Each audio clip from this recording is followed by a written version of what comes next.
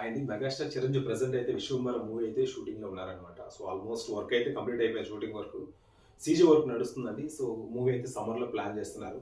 So ఆ movie అయిన వెంటనే అనిల్ రావిపూడి డైరెక్షన్ లో అయితే నడుస్తున్నారు మూవీ అని చెప్పి ఆల్రెడీ అనౌన్స్ చేసిన విషయం మీకు తెలిసిందే కదా.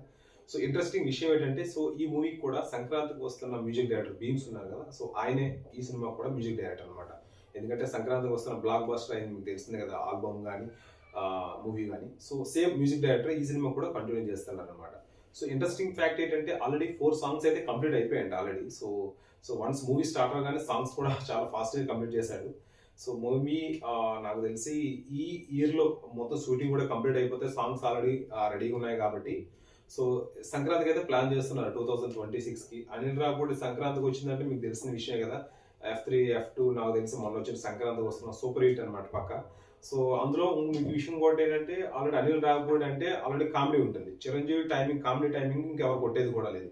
సో వీళ్ళిద్దరిని కాంబో అంటే సూపర్ అనమాట. ఆల్రెడీ మీకు అంతకుముందు చెప్పారు కదా, గరాన మూడు ఆ రేంజ్ కామెడీ ఉంటుందని ఎక్స్పెక్ట్ చేస్తున్నారంట. చూద్దాం మరి ఎంతవరకు ఇది నిజమో. So hopefully so super hit అవ్వాలని మనస్ఫూర్తిగా కోరుకుందాం.